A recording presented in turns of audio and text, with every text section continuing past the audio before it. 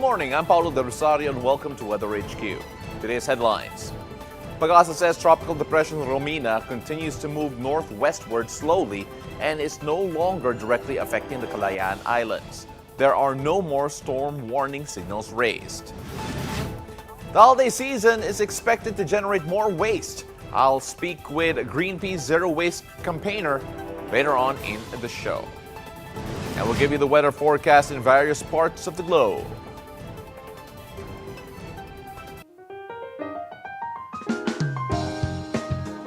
Well, let's take a look at the local weather first. Tropical Depression Romina continues to move northwestward slowly and is no longer directly affecting the Kalayaan Islands. As of 4 a.m. today, the center of Tropical Depression Romina was estimated 165 kilometers of Pag-asa Island, as you can see over here. That is in Kalayaan in Palawan. Now, it has a maximum sustained wind of 55 kilometers per hour near the center and gustiness of up to 70 kilometers per hour. It is moving northwestward at 10 kilometers an hour. Now, as you can see here, away from the Philippine Air Responsibility and no more storm warnings according to Pag-asa. Already outside the Philippines and going towards Vietnam. Now, let's take a look at the weather conditions, expected temperatures in selected cities and provinces in Luzon, Visayas, and Mindanao, all based on the Metro Weather System. Now, let's start off first in the most northern part of Luzon. Starting off in Basco and Tuguegarao, we will have cloudy skies with scattered rain showers today due to the northeast monsoon. Now, expected temperatures range from around 19 to 22 degrees Celsius in Basco, Batanes, and 22 to 26 degrees in Tuguegarao. Now, partly cloudy skies with temperatures of up to 23 degrees Celsius are expected over Baguio City.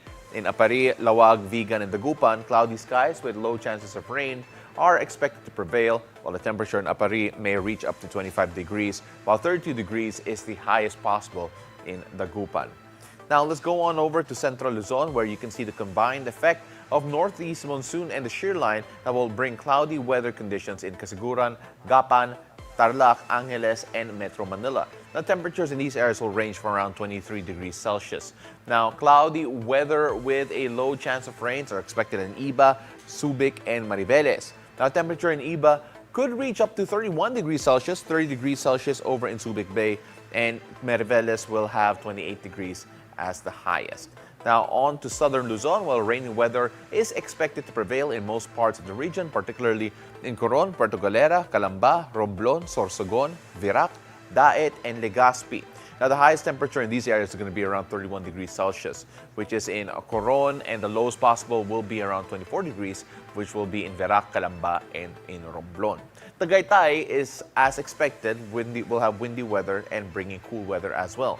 Temperature in Tagaytay will range from 20 to 23 degrees Celsius. So if you're going out of Manila, going to Tagaytay, enjoy the weather there.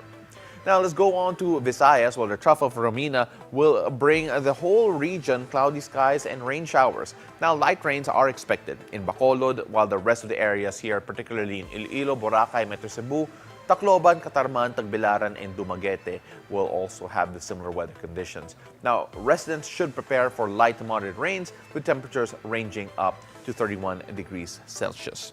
Now, over in Mindanao, down south, cloudy weather with high chances of rains in Marawi, Cagayan de Oro, Butuan, and General Santos. Cloudy skies with sudden light rains are expected to prevail in Zamboanga, Dipolog, and Metro Davao. Temperature over in Zamboanga and Dipolog may reach up to 34 degrees Celsius, while in Metro Davao, 31 degrees is the highest possible temperature.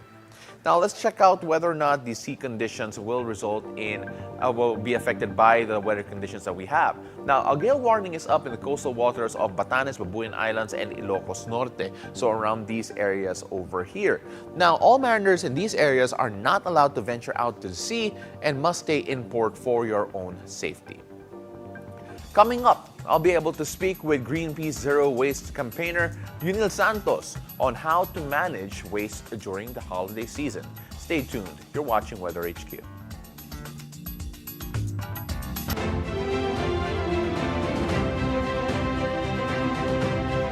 Magandang Magandang araw, Pilipinas! Sa bawat issue may iba't ibang anggulo. Sa bawat storya, may iba't ibang kwento. Himayin natin ang bawat sulok at bawat kanto mula sa iba't ibang perspektibo na madaling maintindihan ng karaniwang mamamayan. Every Saturday lang kami dyan to 11:30 a.m. Kaya huwag kayong papahuli mga kababayan. Manatiling may pakialam sa mga isyu sa ating bansa kung kaya samahan niyo kami. Dito lang sa Cuatro Cantos!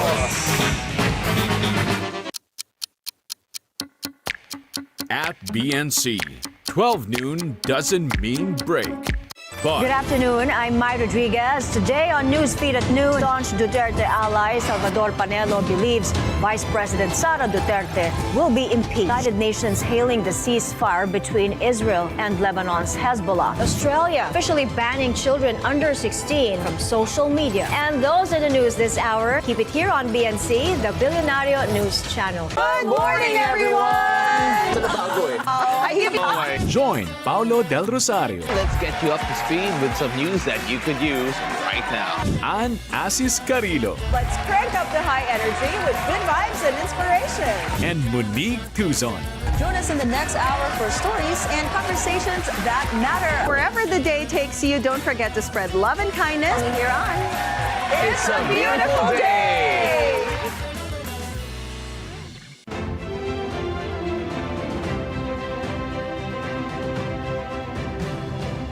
Hello, welcome back. You're still watching WeatherHQ. I'm Paolo del Rosario.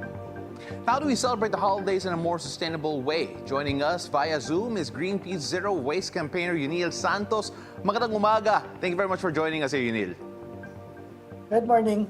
Good morning, everyone. All right, so Yunil, unang-una, we all know that when it comes to the holidays, minsan talaga there is going to be an excess waste cost, whether it comes to the gift giving, whether it becomes the gifts themselves. Can you tell us just how much waste Filipinos generate on a regular basis at kumpara naman natin sa holiday season?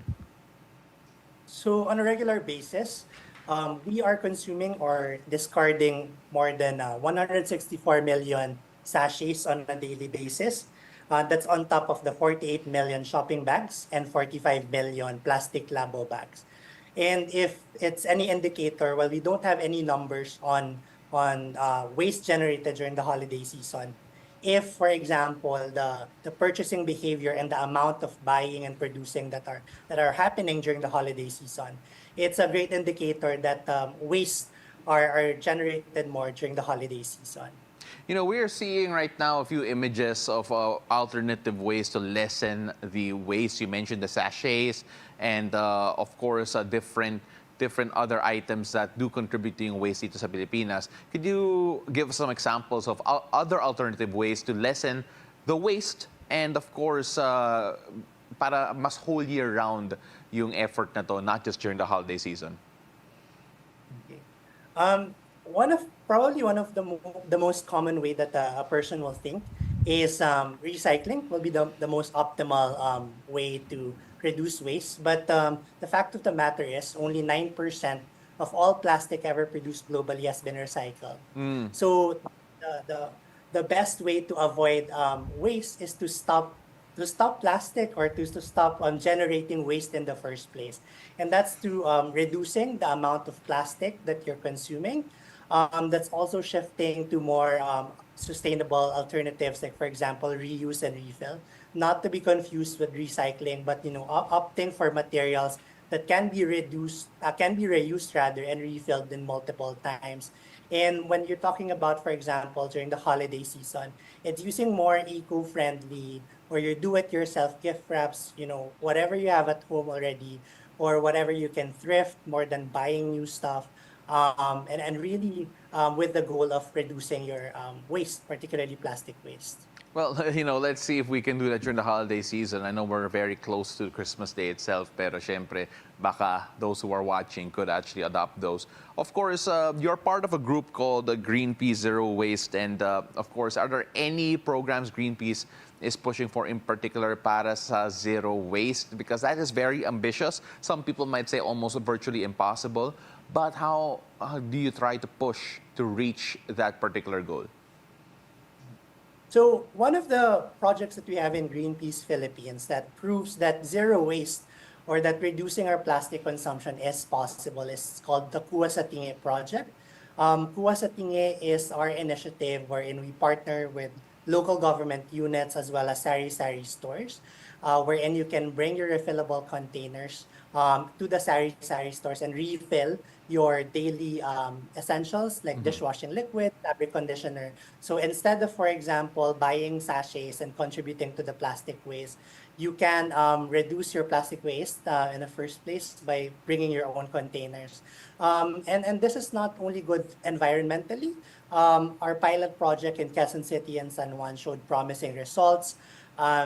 It was able to help the sari-sari store owners increase its profit. At the same time, consumers also got to save with around 201% consumers savings reported during the pilot project. And that's also to say that with community initiatives like Kuha sa Tingi, we need also policy changes and systemic changes within the government as well. So that's why we're also advocating to strengthen the existing laws that we have, particularly, for example, the Ecological Solid Waste Management Act, which should include sachets and other commonly used single-use plastics as one of its non-environmentally acceptable products, as well as, for example, our Extended Producers Responsibility Act.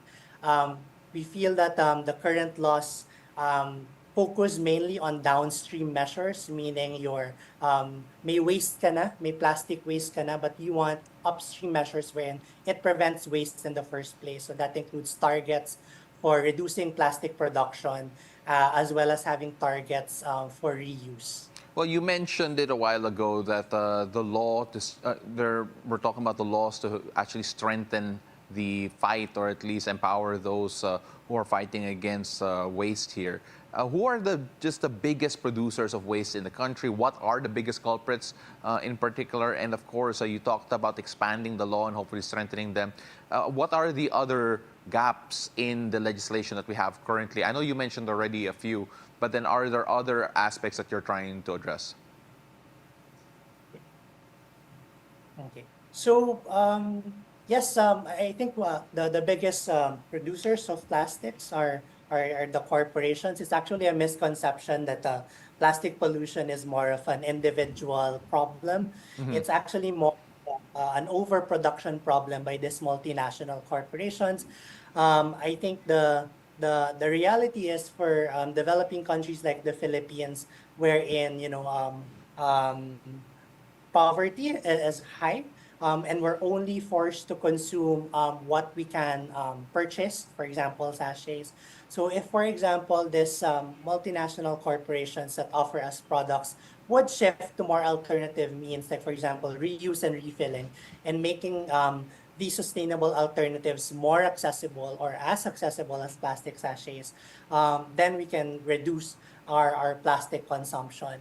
And in terms of the policy changes, aside from the Ecological Solid Waste Management Act and the Extended Producers Responsibility Act, which supposedly holds these corporations and producers of plastics accountable, we really need to strengthen these laws to ensure that they are not only taking care, supposedly, of the waste that they're generating, but the products, the plastic products that they're producing in the first place. And the global landscape, we now have currently the negotiations for a global plastics treaty is currently underway. It's kind of like your Paris Agreement, but for plastic. And over 100 countries actually supported in having a strong global plastics treaty that mandates reduction in plastic production. And hopefully, once we have this finalized by next year, we're able to develop a legally binding instrument that member states under the United Nations will follow, and hopefully it will have measures to reduce plastic production. Now, I know there is a long way to go to really have an ideal waste management system here in the Philippines. But then, can you list down some of the things that you feel are the biggest shortcomings of the Philippines with regards to waste management? So, The burden of waste management actually falls right now on the local government units as well as individuals to kind of like fix the mess that we didn't create in the first place. As I've mentioned, this was because of the overproduction and unchecked and unregulated plastic production of the biggest corporations in the world and in the Philippines. So, in order to really address the waste management issues, we need to mandate stronger accountability measures for corporations to reduce plastic production at source and eventually transition to a slow circular economy. I believe we have pending bills in the Congress right now, which seeks to have this to transition to a slow circular economy and replace your single-use and disposable packaging. And aside from policy enhancements from the laws that I mentioned, we also would want to have stronger community involvement by supporting local government initiatives and empowering communities, for example, with trainings on proper waste management and segregation, and really educating them about the more sustainable alternatives than single-use plastics. Well, thank you very much for your time. There's a lot to work on with regard to waste management here in the Philippines. So we really appreciate the insights. He works for Greenpeace Philippines. He's a zero waste campaigner. Yunil Santos, maraming salamat. Thank you very much for joining us. Thank you. Right, so more stories after a break. Keep it here on BNC, the Bilyonaryo News Channel.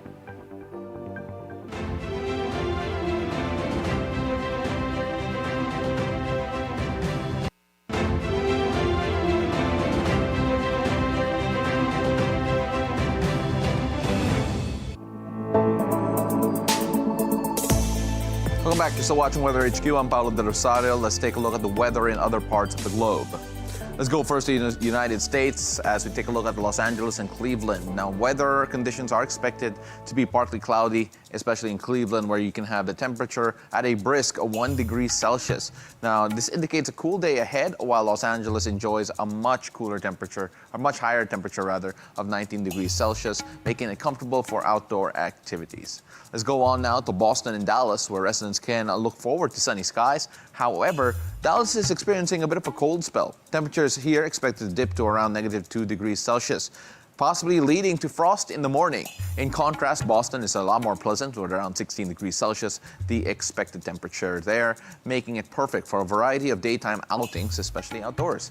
Now, moving on to Miami, though, as typical in the area, you have cloudy skies accompanied by rain showers, which may lead to a damp day, but this is the typical part. Temperature is going to be still warm, 23 degrees Celsius here in the tropical city of Miami. Now, temperatures there will be a lot better despite the precipitation. Now, moving on, it appears that a rainy day is on the horizon for many across Europe.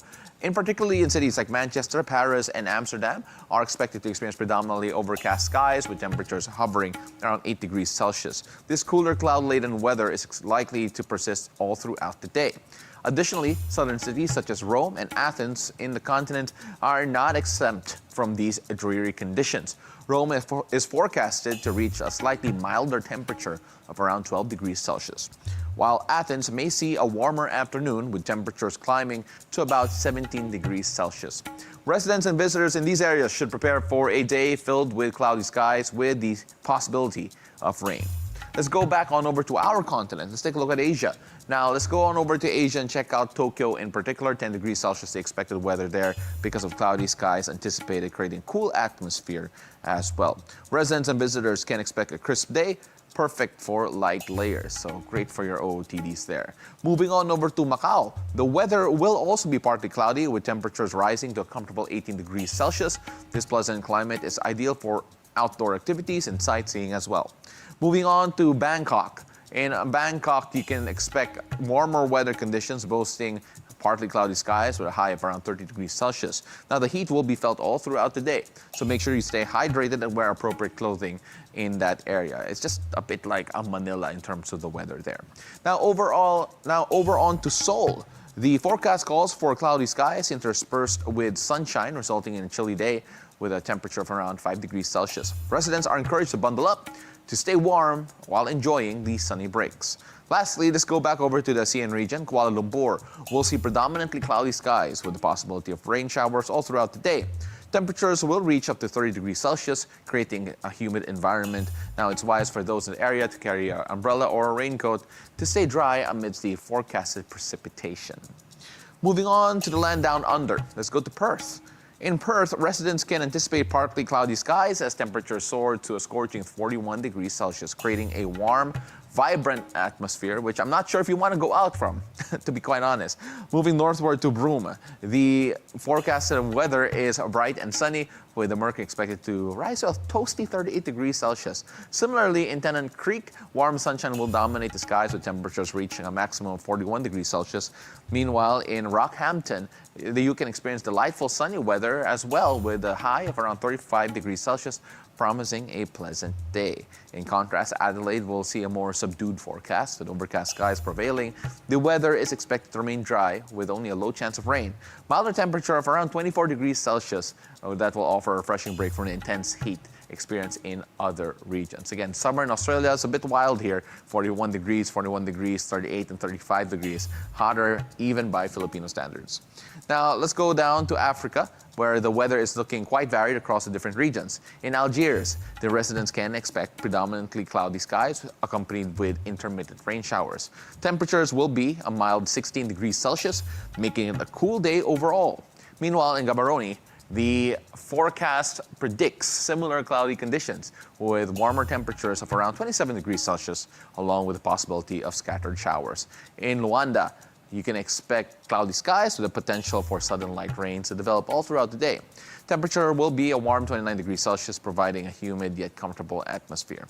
Nairobi will experience partly cloudy conditions, with the temperature hovering around 25 degrees Celsius, offering a pleasant day for outdoor activities. In contrast, Antananarivo, is expected to enjoy bright and sunny weather, with the temperature rising to around 30 degrees Celsius, perfect for those looking to soak in the sun. Overall, it is going to be a mixed day all throughout the continent, catering to a variety of preferences. So if you have a chance to go to any of these cities today, that's what you can expect. That's WeatherHQ for today. Join me again tomorrow, whatever the weather, only here on BNC, the Bilyonaryo News Channel. I'm Paolo del Rosario. Have a great morning.